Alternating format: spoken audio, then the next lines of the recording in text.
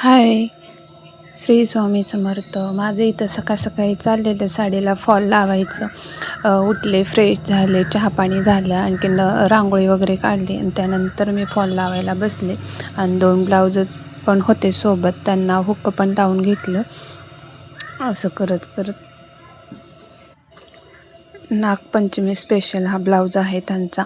त्या सकाळी येणार होत्या न्यायला, त्याच्यामुळे मी इथं रेडी करून ठेवायचा प्रयत्न करत होती. रात्रीच माझे ब्लाऊज शिवून झाले 2.